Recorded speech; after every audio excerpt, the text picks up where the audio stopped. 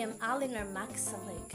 And about the COIL project, it is a very helpful platform to all of us, especially me, a Filipino student who wants to explore cultures from different countries, especially in the United States. So in this platform, we've got to meet different students in the United States with different backgrounds, and then we have shared our differences and similarities in terms of the way of living, their teaching strategies, and I am also um, amazed with the lesson planning stuff because we have noticed, or I have noticed, differences in the format, some of the teaching strategies, which I can incorporate some here in the Philippines. And it is a very great platform to stay connected, to meet new friends, and to celebrate diversity. Thank you.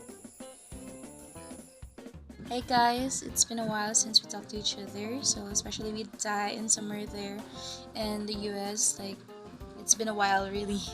So I just want to share with you guys like my overall understanding and learning with this school experience that we have as we interact with each other. So from what I have understood is that we do differ in culture, but I think the goals of sustaining our nation and the education of our children is the same. It's just that how we deliver those is different. So and also the focus on it. So let's just say with the SDG that we have, more on the US they focus on the renewable energy, but here in the Philippines they focus more on how to survive, or like let's just say not reduce the risk of those natural calamities like typhoons, because Philippines actually experiences like 20 typhoons in a year, so it's like that. While on the lesson plans, I observe that in the US it's more on activity based,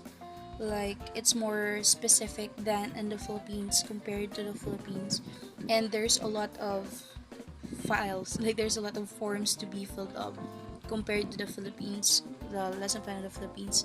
And also I'm very thankful with this COIL experience because I was able to meet friends like Summer and Thai, and also with my co-Norsonians, which I've never met before, but like we were able to interact with each other, able to have that conversation, no? So like it's a really good opportunity for us to also um, widen our perspective as well as attain knowledge and learning from other schools, especially international schools, which could also be applied here in our country, that could actually um, have that improvement when it comes to teaching, when it comes to delivering lessons to our children. So that will be all. Thank you.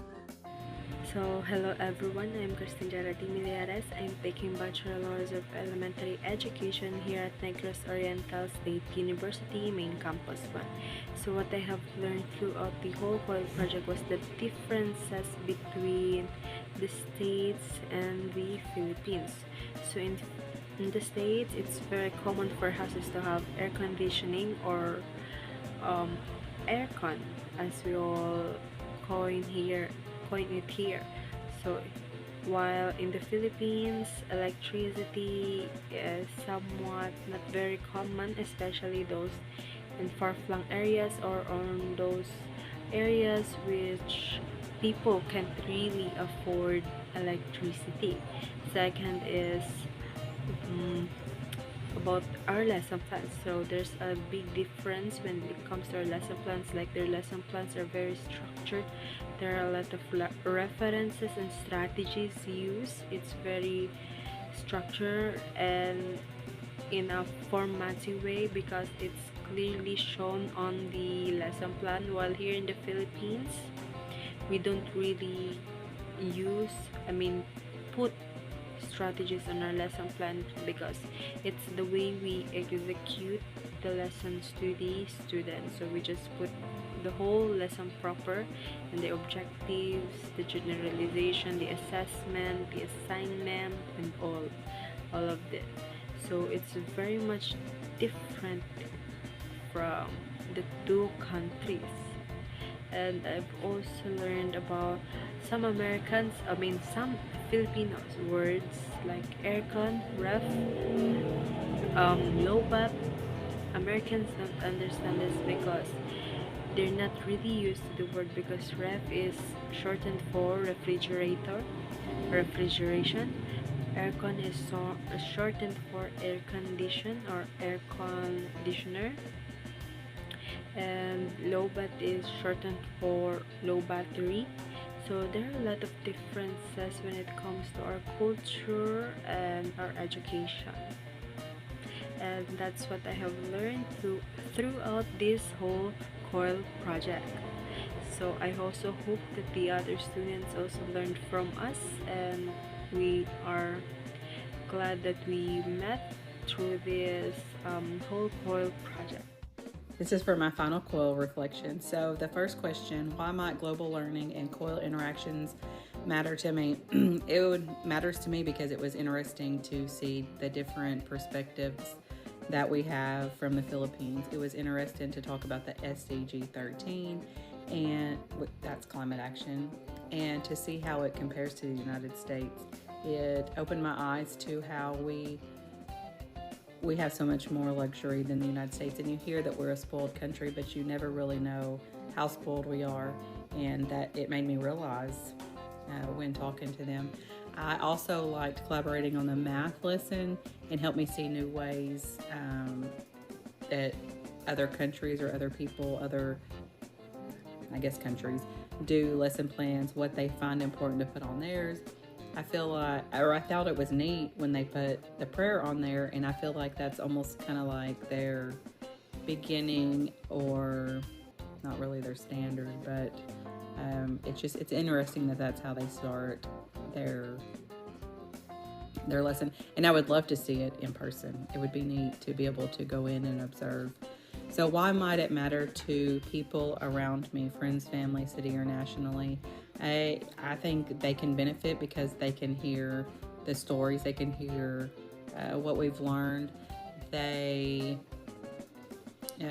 share stories and ideas and inspire empathy, because how will we know about these other countries? How will we know what's going on over there if there is never any connections? And even though we had such a little minute connection with them, it was neat to experience it. And that's because we're curious about the world and different cultures. So why might it matter to the world? I think it matters to the world because it builds bridges between countries. It connects us. How are we going to learn about anything if we never dig into it? So this project helped promote peace and understanding and shared solutions and about climate change, and it was interesting to see over there, because the things that they worry about aren't necessarily the things that we worry about, yet we're all connected. We're all humans, but we live differently, and I like to see it. So how will I carry this forward into my classroom? I hope to teach around 4th grade math, and I hope to be able to do something like this with them to bring real world experiences to the classroom. Now that I've had a chance to do it and I've had an experience, I have some background knowledge of it, I can carry that forward, and I can do this with my students because math is where I hope to be, and to be a good global citizen. I really enjoyed it. It was something that I would enjoy doing again. It was a little tough to get started and a little bit tough to get connected, but once we did, it was a good experience. And actually, I'd like to check back in with them, even through a simple email, just to keep up with them. But I hope to stay connected with my Philippine friends.